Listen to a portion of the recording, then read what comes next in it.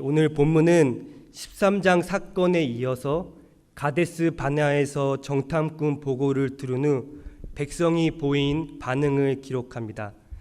12 정탐꾼은 40일 동안 가나안을 둘러보고 돌아왔습니다. 하나님이 약속하신 대로 그 땅은 젖과 꿀이 흐르는 아름다운 땅이었습니다. 그러나 갈렙과 여호수아를 제외하고 10명의 정탐꾼은 가나안 사람의 강함과 견고한 성읍을 보고 우리가 올라가서 싸우면 백전백패라고 보고합니다. 부정적인 보고를 들은 백성 대표자들, 각 지파의 우두머리와 장로들은 절망과 분노를 터뜨립니다. 회중의 분노는 삽시간에 온 백성의 통곡으로 바뀌어졌습니다. 통곡은 눈물을 찔끔 흘리는 정도가 아닙니다. 밤새도록 원망에 휩싸여 우는 상태를 의미합니다. 지도자나 백성 할 것 없이 모두 모세와 아론을 원망하는데 한마음이 되었습니다. 원망은 투덜거리거나 불만을 표현하는 겁니다. 하나님께서 주신 약속의 땅을 아평하고 불평했을 뿐만 아니라 가나안 땅으로 인도하여 거룩한 백성으로 삼으시려는 하나님 선하신 의도까지 모독합니다. 출애굽시킨 이유가 복을 주시기 위함이 아니라 멸망시키기 위한 것이라고 투덜거립니다. 광야 여행 중 상황이 조금만 어려워져도 이스라엘은 습관적으로 애굽을 그리워했습니다. 홍해 앞에서 르비딤에서 물이 없을 때, 만나가 지겨울 때도 마찬가지였습니다. 광야 현실이 힘들 때마다 이미 떠나온 애굽 앨범을 열어보았습니다. 그러나 애굽으로 돌아가자는 말은 입 밖에 내지는 않았습니다. 대신 마음 한켠에 묻어두었습니다. 그런데 가나안 정복이 불가능하다는 정탐꾼 보고를 듣자 그간 눌러두었던, 숨겨두었던 그리움이 한순간에 터져버렸습니다. 4절 보겠습니다. 이에 서로 말하되 우리가 한 지휘관을 세우고 애굽으로 돌아가자 하매, 이것은 단순한 불만이 아니라 하나님께 대한 명백한 반역이었습니다. 마음속에 눌려두었던 불신앙이 이제 행동으로 드러났습니다. 홍해를 건너 세례를 받음으로 애굽은 이미 돌아갈 수 없는 곳이 되었습니다. 이제 가나안 땅으로 행진만 하면 됩니다. 그러나 애굽에 대한 마음의 여지와 언제라도 마음에 내키지 않으면 돌아갈 가능성이 그들을 붙잡았고 결국 그 미련이 하나님께 원망과 반역으로 이어졌습니다. 백성의 반역을 듣고 모세와 아론은 온 회중 앞에서 엎드립니다. 엎드린다는 건 배를 땅에 두고 누운 자세를 의미합니다. 자신보다 높은 존재를 의식하여 복종하기 위해 자신을 낮추는 행위입니다. 회중 앞에서 엎드려졌지만 실제로 높으신 하나님을 향한 엎드림입니다. 모세와 아론은 폭도가 된 백성에게 대항치 않고 이 모든 상황을 하나님께 맡긴다는 표시로 엎드려 간구했습니다. 하나님 뜻대로 처리해달라는 항복이죠. 여호수아와 갈렙도 극한 슬픔을 표현하는 자기 옷을 찢고 백성의 행동에 안타까움을 표현했습니다. 그러면서 정탐한 가나안 땅은 심히 아름다운 땅이라고 백성들을 설득합니다. 가나안 땅은 자신들이 보았던 어떤 땅보다 비옥하고 풍족할 뿐 아니라 하나님께서 약속하신 복되고 은혜로운 땅임을 강조하며 백성의 마음을 돌이키려고 애를 씁니다. 왜 그렇게 여호수아와 갈렙은 백성들의 마음을 돌이키려고 했을까요? 이스라엘의 생사화복은 눈에 보인 가나안 사람이 아니라 눈에 보이지 않는 하나님이 가지고 계셨기 때문입니다. 가나안 땅은 인간의 능력으로 얻을 수 있는 땅이 아니었습니다. 오직 하나님의 기쁘신 뜻, 주권적인 은혜가 있어야 가나안 땅에 들어갈 수 있었습니다. 인간의 행위나 주변 상황이 상관없이 하나님의 은혜 여부에 따라 결정됩니다. 하나님과 이스라엘 관계는 고대 근동 국가 사이에 맺어진 계약 관계에서 이해할 수 있습니다. 양자의 관계는 언약으로 이어졌습니다. 이스라엘 의무는 왕이신 하나님께 순종하는 겁니다. 가나안 땅을 주겠다는 약속은 일찍부터 주어졌습니다. 백성은 이 약속에게 순종만 하면 됩니다. 그러나 하나님께 순종을 거부한 이스라엘은 언약 파기자가 되었습니다. 하나님을 반역하는 일만은 하지 말자고 여호수아와 갈렙은 절규합니다. 또한 가나안 사람을 두려워하지 말라고 합니다. 자신들의 모습이 가나안 사람에 비해 메뚜기 같지만 믿음의 눈으로 볼 때 그들은 하나님이 마련하신 밥상에 놓인 밥에 불과했습니다. 보호자로 번역된 히브리어 첼은 기본적으로 그림자라는 의미가 있습니다. 그림자는 잠시 있다가 사라지는 겁니다. 가나안인들이 섬기는 신은 보호자로 삼지만 이내 사라질 그림자에 불과했습니다. 11절 하나님께서 모세에게 말씀합니다. 이 백성이 어느 때까지 나를 멸시하겠느냐. 어느 때까지라는 표현 속에 끊임없이 불신앙으로 하나님께 거스르는 이스라엘을 향한 하나님 탄식과 아픔을 볼 수 있습니다. 믿음은 히브리어 아마에서 나왔고 이 단어는 확고하다, 견고하다는 뜻을 가지고 있습니다. 믿음은 하나님께 확고부동한 자세, 처음부터 끝까지 충실되고 신실한 태도를 지킨다는 겁니다. 하나님은 이스라엘을 구원하시고 많은 권능과 이적을 베푸셨습니다. 그런데 이스라엘은 처음 구원함 받았을 때 감격을 잊어버리고 어려운 일이 겪을 때마다 흔들리고 불평하고 확고한 신앙 자세를 지키지 못했습니다. 확고하게 붙어 있는 것, 하나님께 끝까지 붙어 있는 것이 바로 믿음입니다. 패역한 백성을 보고 전염병으로 멸하고 다시 크고 강한 나라를 세우겠다고 하나님은 결정합니다. 금송아지 사건 때 같은 말씀을 하셨지만 모세의 중보로 진노를 거두었습니다. 거듭해서 불신앙으로 하나님 진노를 자초한 백성은 결국 광야에서 한순간에 죽을 위기에 처해 있었습니다. 하나님 결정에 모세는 눈물 어린 간구의 기도로 올려드립니다. 중보 기도 내용을 잘 살펴보면 하나님을 위한 기도였습니다. 모세는 하나님 명성이 땅에 떨어지는 것을 가슴 아파하며 하나님의 이름이 높아지기를 간구했습니다. 또한 출애굽을 통해 계시된 하나님 성품을 모세는 붙들었습니다. 하나님 성품 위에 세워진 기도였습니다. 인자가 많으시고 노하기를 더디하시고 인자가 많아 죄악과 허물을 용서하시는 하나님을 고백합니다.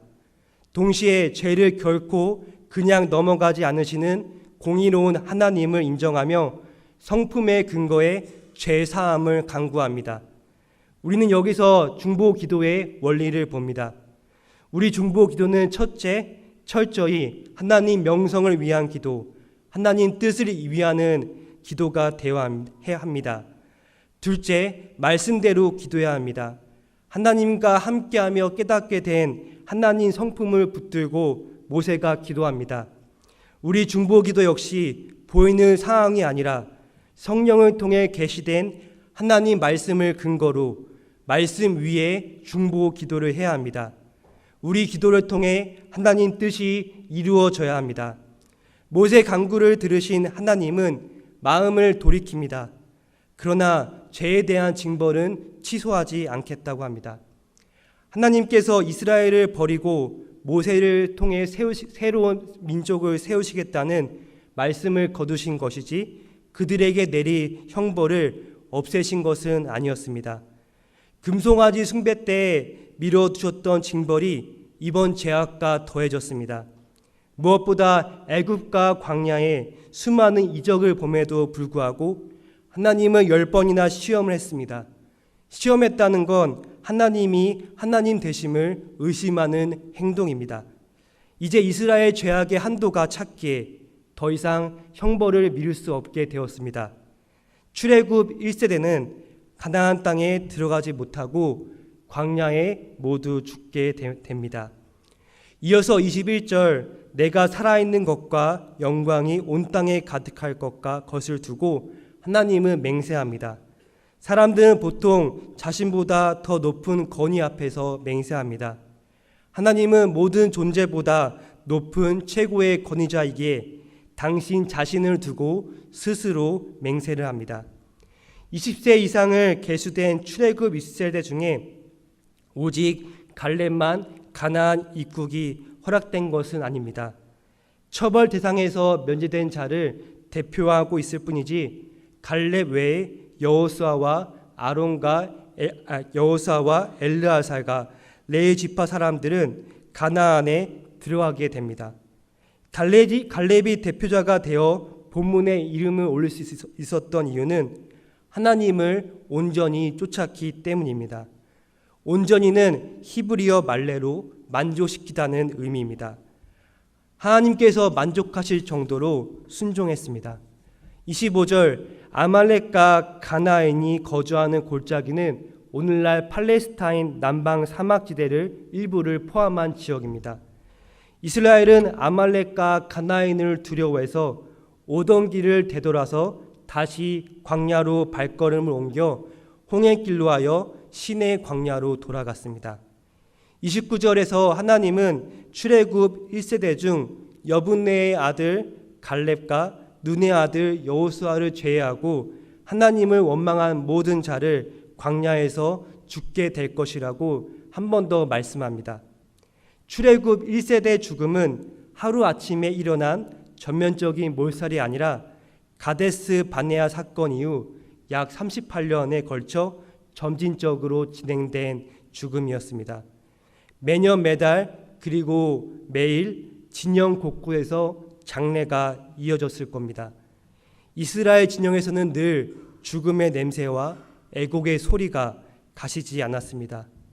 이런 상황에서 시체와 관련된 부정한 규례가 자주 언급되는 것은 매우 자연스러운 일입니다. 레위기 21장 1절, 22장 4절 반복적으로 시체를 만지면 부정하다라고 말씀하신 이유도 그 시대의 현실적 상황, 곧 광야에서 끊임없이 죽어가는 출애굽 1세대 상황과 밀접하게 관련이 있습니다. 하나님은 죽음이 일상화된 광야 한가운데서 자기 백성이 죽음과 부정함에 물들지 않고 거룩함을 지키기 원했습니다.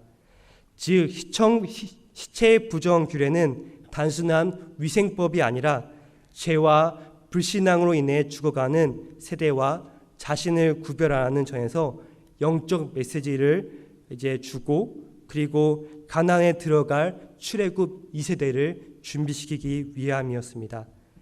12명 각 지파 정탐꾼 중 여호수아와 갈렙을 제외하고 10명의 정탐꾼은 그 즉시 재앙으로 죽게 됩니다. 왜요? 하나님 앞에서 악평을 행한 자들이기 때문입니다. 하나님 징벌 내용을 듣고 백성은 크게 슬퍼합니다. 아침에 일어나 가데스 바네아 근처 산지로 올라가죠. 이 산은 가나안 남쪽 경계선으로 아말렉인과 가나안 족속이 살고 있었습니다. 광야로 돌아가라는 모세의 명령을 듣지 않고 산지로 올라갑니다. 하나님의 언약궤와 모세는 진영을 떠나지 않았고 결국 하나님이 함께하지 않으셨기에 아말렉과 가나안 사람에게 패배하고 이스라엘은 호르마까지 추격당했습니다. 출애굽 후 처음 패배를 겪었습니다. 말씀을 정리합니다. 출애굽 1세대의 불순종으로 38년 동안 이스라엘은 광야에서 방황하게 되었고 여호수아와 갈렙을 제외한 출애굽 1세대 때는 모두 죽었습니다. 이스라엘 생명줄은 눈에 보이는 가나안 사람이 아니라 하나님이었습니다.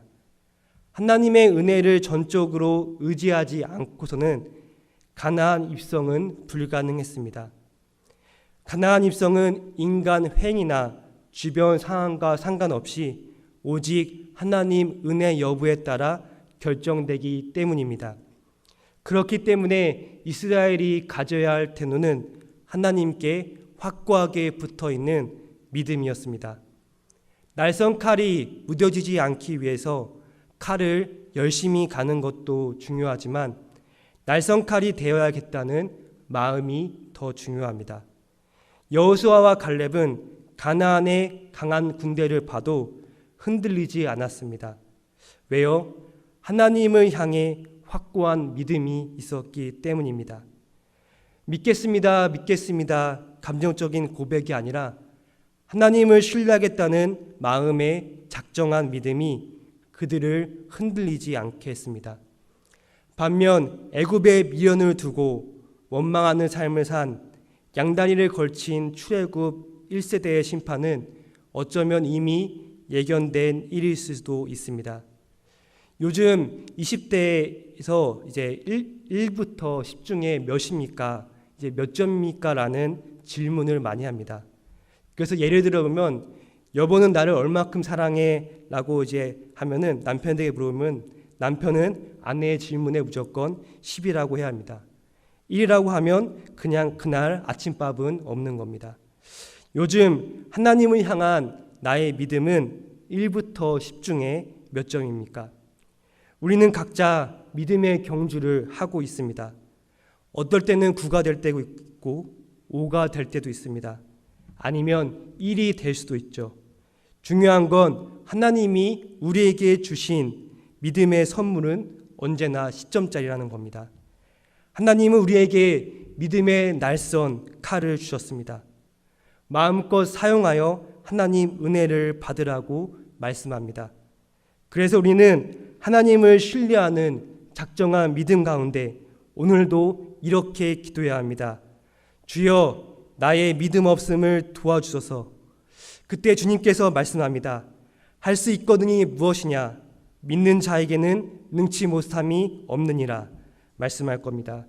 바라고 소망하는 것은 오늘 하루 나를 주님께 온전히 드려 상황에 마음을 주는 사람이 아니라 믿음의 눈으로 하나님의 은혜를 마음껏 누리시는 성도님들 되시기를 주님의 이름으로 축원드립니다.